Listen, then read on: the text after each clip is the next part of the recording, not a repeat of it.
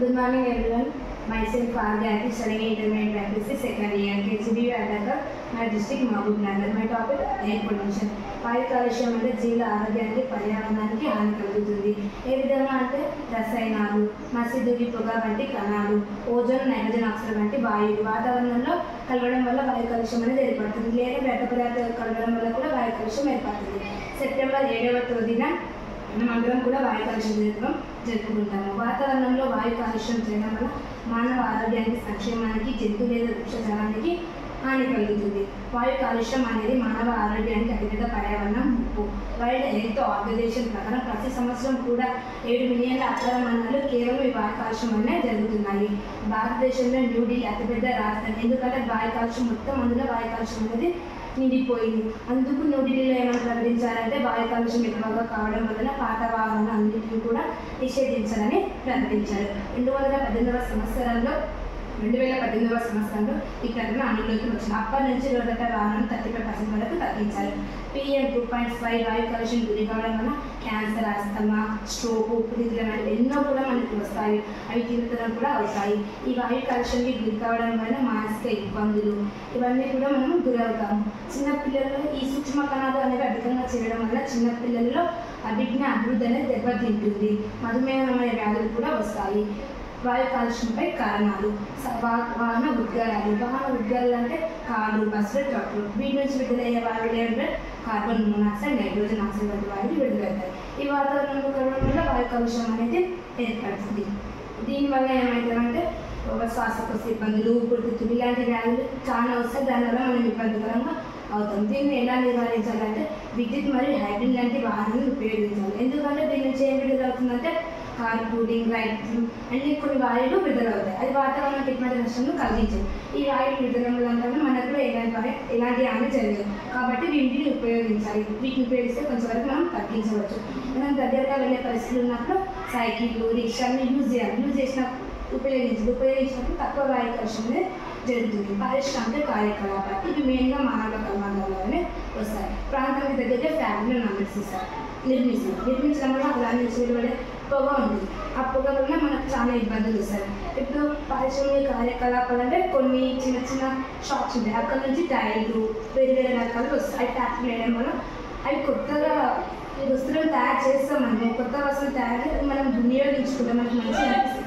కానీ దాని నుంచి విడుదలయ్యే వాయువు మనకు హాని కలిగిస్తుంది. అట్లా విడుదల కాకుండా మంచిగా చూసుకోవాలి. దీన్ని ఎట్లా నివారించాలి అంటే ప్రాంతాలకు 5 కిలోమీటర్స్ దూరంలో ఈ ఫ్యాక్టరీలని అమర్చాలి. మనం ఫ్యాక్టరీ దగ్గరికి వెళ్తాం కదా, అక్కడికి మాస్కులు యూజ్ చేయాలి. అందులో పనిచేసే వాళ్ళకి మాస్కులు యూజ్ చేయాలి.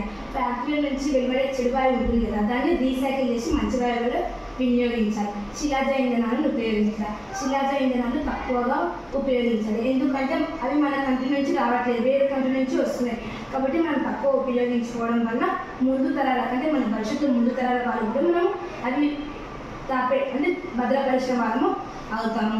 ఇది ఎలా నివారించాలి అంటే ఎలక్ట్రిక్ వాహనాలు అంటే ఛార్జ్ ఉంటుంది.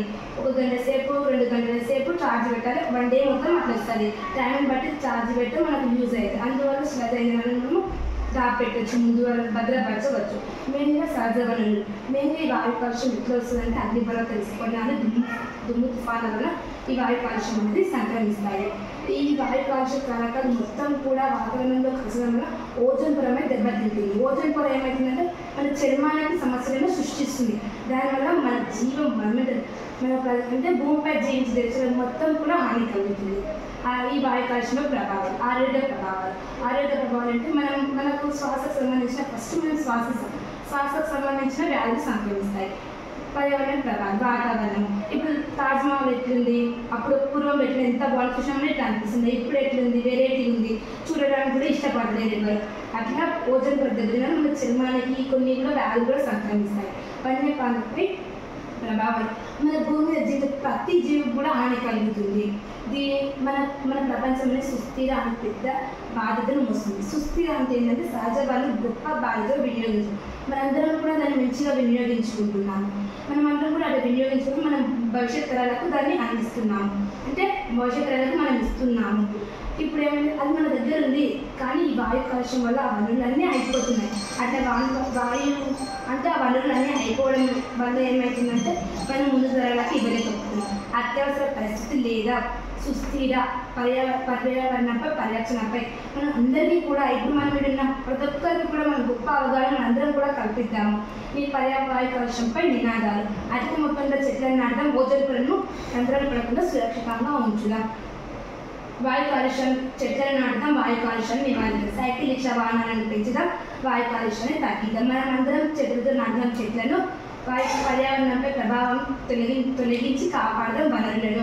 ఇవన్నీ పాటించాలని కోరుతున్నాను. ప్రతి ఒక్కరూ దీనికి సహకరించి మీ ప్రాంతాలలో మీ ఇలా వెళ్తారు కదా ప్రాంతాలకు అమ్మగారు, అలాంతా వాళ్ళకి ఈ సమాచారాన్ని చెప్పి వాళ్ళలో కూడా ఈ పద్ధతులన్నీ నేర్పించితే మనము వాయు కాలుష్యాన్ని తగ్గించిన వాళ్ళం అవుతాము. భవిష్యత్ తరాలకు కూడా మనం దీన్ని ఉపయోగిస్తాము. Thank you.